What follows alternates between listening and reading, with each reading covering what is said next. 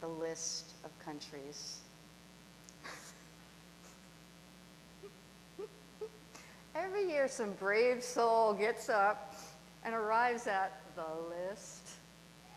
Parthians, Medes, Elamites, residents of Mesopotamia, Cappadocia. The congregation starts to shift. Someone coughs. The reader survives. And we treat this list as an obstacle, as a speed bump on the road to the real sermon. But I believe this list is the sermon, and we speed over it. We rush past it, and in doing so, we do to those names exactly what the world, what the empire was doing to the people who bore those names. Nations, nation after nation, conquered by the Roman Empire, by Caesar. Dismissing them, oh, they're too hard to pronounce, not worth the effort. So I have a confession. I've been forgetting the Parthians, the Medes, the Elamites, the residents of Mesopotamia, the long list for most of my life. I wasn't sure how to preach this sermon today, the intersection of Pentecost with Memorial Day, until I dwelled on this list,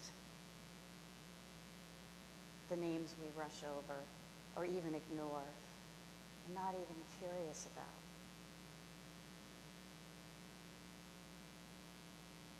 So here's the geography. Parthians, Medes, Elamites, anyone know? Iran, Mesopotamia, Iraq, Cappadocia, Pontus, Phrygia, Turkey, Cyrene, this is a tough one, Libya, Egypt, Arabia, Rome. The list that Luke is very particular about, of people upon whom the Spirit fell and filled up that day. These people living in fear, feeling very small, overwhelmed, silenced. The Spirit fell on them by name. These are also regions where U.S. soldiers have bled within our living memory. And then there's that speed bump again, who we speed over, who's rendered invisible. The far many more civilians, numbers we have not counted, numbers not reported. Then and now aren't too different. In 30 CE, the Roman authority conquered and reconquered, and not only that, they stamped the emperor's face on everything. Buildings, even money, everything. This year, the State Department issued commemorative passports with the president's image stamped on it. How many of you have seen it? Pictures. And I've been sitting in the places where I've traveled, imagining traveling and carrying one of those commencement passports and imagining how that would be received from a customs official who knows the violent power of this country.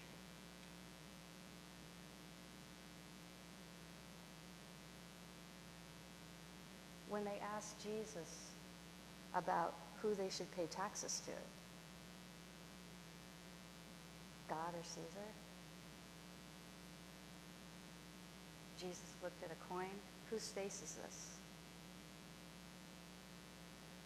Whose image is this? And to whom do we actually belong? Even though this image is stamped on our buildings, stamped on our passports. Who has ultimate authority and claim over us? The question.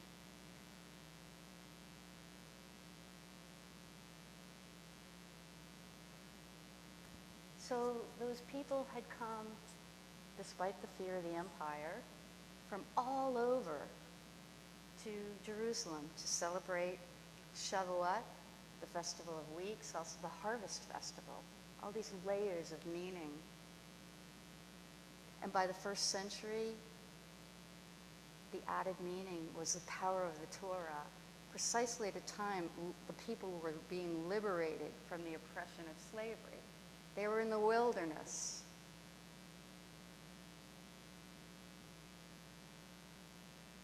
God's covenant with them. I am with you. And this layers one more meaning on top of that. This time, the Spirit doesn't just descend down one mountain, Mount Sinai, to one man, to Moses, to one group of people, to all of these people, silenced by an empire. All of these conquered people living in fear that need inspiration, that need to know they're in it together,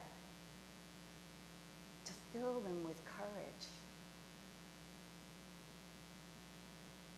And it happened everywhere. And they recall, this is what the prophet Joel had said. In those times that seem pretty apocalyptic, my Spirit will be poured out on all flesh, sons and daughters, rich and poor, slave free, all peoples, everyone, all at once. So, you know, the empire, they had soldiers there, just like they did at the Passover in Jerusalem. Because you know what happens? Especially after the execution of a rabbi whose body went missing, a popular rabbi of the people. Some said he was a revolutionary, executed by the state. And then there's this wind and fire. And in the original Greek, the language is parsan sarka. So sarka is the flesh. Parsan is all. Not just some, not just the initiated or the documented. All. Without exception.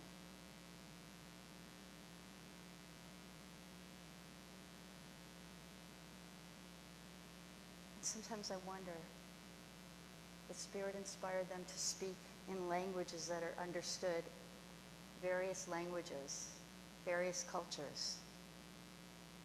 What if the miracle is people, diverse groups of people, really start to understand one another, really start to listen to one another?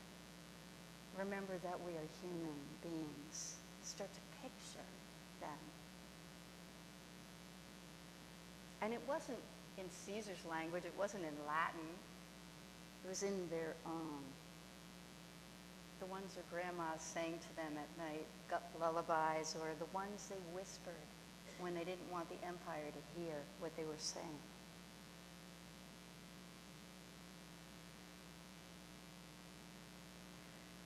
My sophomore year in college, I worked in Washington, D.C. as a congressional intern for the Subcommittee on Labor Standards, and I loved running then, just like I love it now.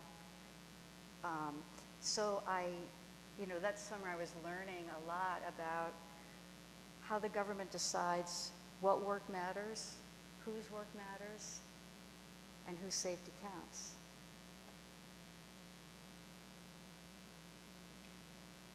And so one afternoon I ran up and I saw the Vietnam War Memorial. And at first I wasn't sure who I was looking for. But then I remembered a few names. Robert Donovan was one. He was the oldest son of a large family, the Donovans, and I swam with Karen. She was the youngest. And I knew that her brother had been killed and how that impacted the family. And then I saw his name. And I put my fingers on his name and just stood there. And for those of you who haven't seen it, it's black granite and it's polished, so much so that you can see your own reflection in it. 58,000 names. What I couldn't do that day was feel much of anything for the 58,000 soldiers. It was beyond me. It was a statistic. It was in my head, I know it, but it hadn't really moved to my heart. And what I didn't do then, and couldn't imagine doing, because I knew the numbers, it was between 1 to 3 million Vietnamese people, mostly civilians. But information and grief aren't the same thing, are they? Information resides somewhere up here. Where in your body does grief reside? Here, here. It's physical. It's incarnate.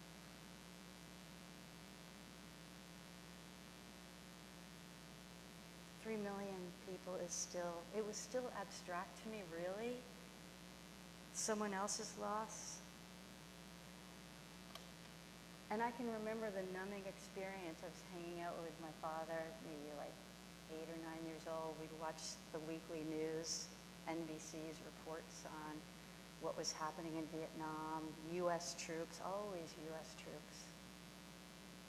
My father would be reading the Wall Street Journal and having his cheese and crackers, and it felt like something's wrong here. The invisibility of other people. And just names. But when it really hit me, I think all of us remember that picture from Life magazine of that little girl fleeing from the My Lai massacre. She's on fire, she doesn't know it yet. She's crying, she's screaming.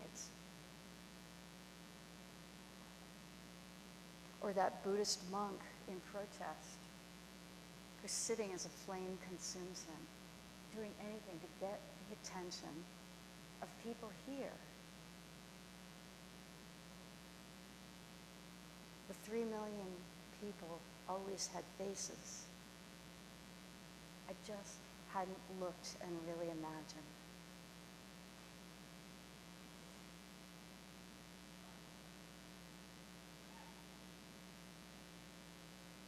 Those photos broke open my heart. It was more than information. It was a real, living human being, as real as any of us.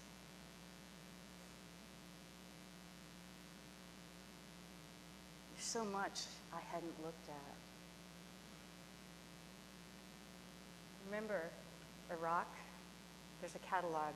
Colin Powell holding a vial saying, this small vial at the United Nations, this is why we must go to war. Turns out that vial was empty. Somewhere between 100 and 500,000 Iraqis dead in a war built on nothing. Many of us marched against it, but I'd never wept. I couldn't deeply imagine. Somebody had to make it real. Gradually it would become real through stories. Through people I knew who knew someone. Think of Afghanistan. Children born the year we invaded, in their mid-20s now, same government in power as when it began. Yemen, Gaza, bombs manufactured here, school buses, hospitals, wedding tents. Try to imagine it. And Iran with the sanctions, where it makes it more difficult for medicine to get through. Collective punishment for so many innocent people.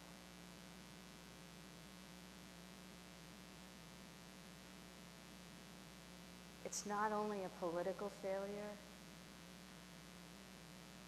Pentecost confirms what Joel had proclaimed.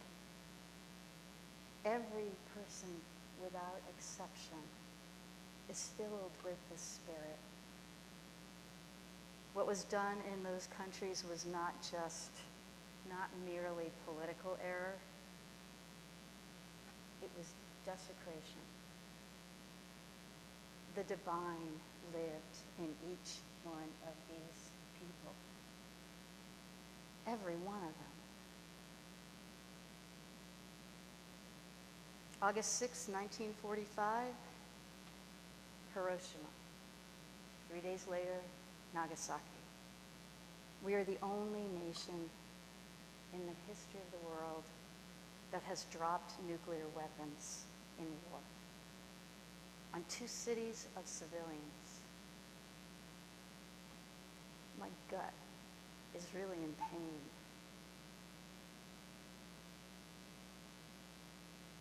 I was taught to understand it as strategy, as a difficult calculation, that it was going to save more lives. For the longest time, I was not taught how to grieve for these people. I was taught how to justify it.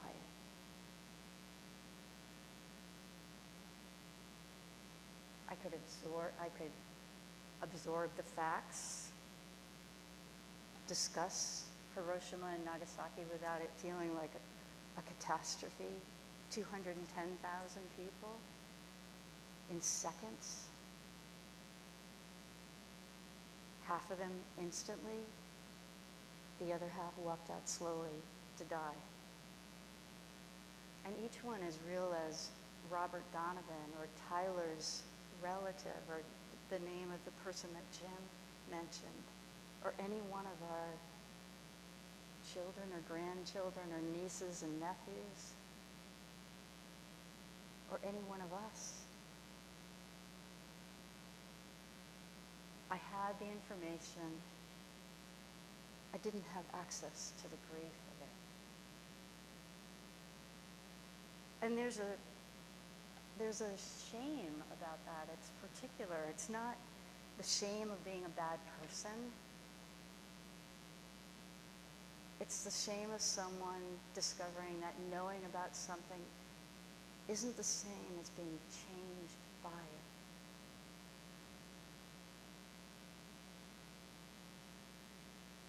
It's not malice. It's not ignorance.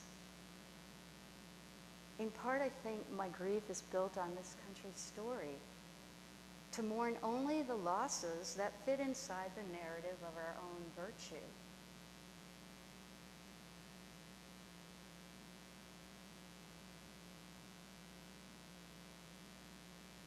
The dead who died because of us, not for us, because of us, hadn't moved from that part of the brain that collects facts and data to the part of the brain, the part of the body that grieves. It's changed by it.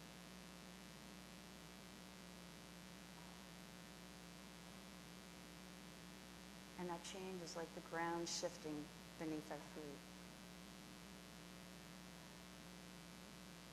7 weeks from now, our country turns 250 years old.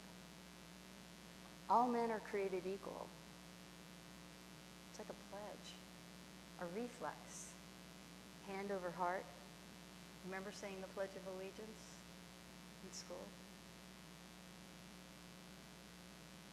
I loved this country when I said those words, and I still do.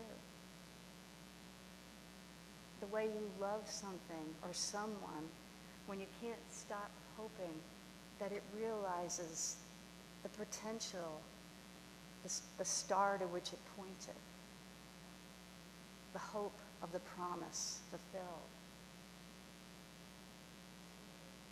But at some point, those words become questions. All men? All people? Who's creator? And what does it cost my own soul to ignore the narrowing of that vision as if it never happened?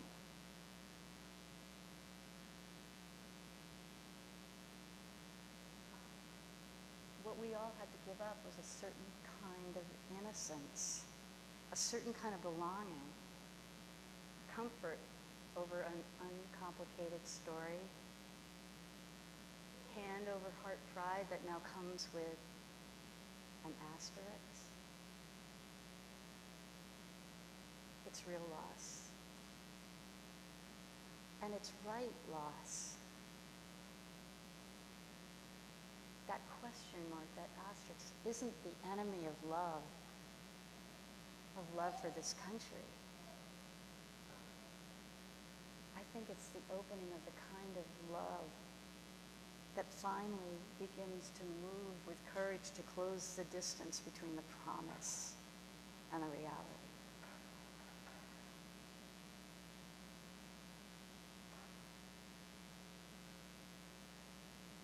Thomas Jefferson condemned slavery in the original draft of the Declaration of Independence. The Continental Congress voted it out. People being erased then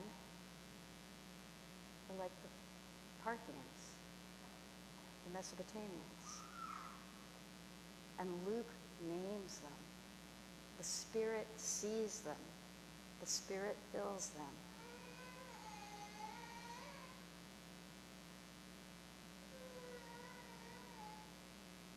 Fills them even when religion divides them. Not just the baptized. All people are God's people. All.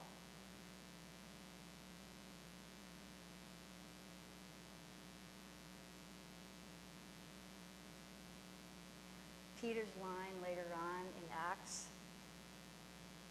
every Jew in the crowd that day knew it. The Lord said to my Lord, sit at my right hand until I make your enemies your footstool. The great reversal. So it's not a birthday speech so much as a revolutionary speech, a political speech. It says no empire gets the last word. Not over the Vietnamese, the Iraqis, the Afghans, the Yemenis, the Iranians, the Palestinians. Not over the 210,000 in Hiroshima and Nagasaki. Not over the Parthians. Before there was a doctrine or a name, these people were just called followers of the way. A practice, not a creed. And they recognized the Spirit on all flesh, and that's why they shared everything in common. Breaking bread across every human created line, distributing to each according to need, and refusing to let the empire claim them and stamp them as belonging to, ultimately, to Caesar.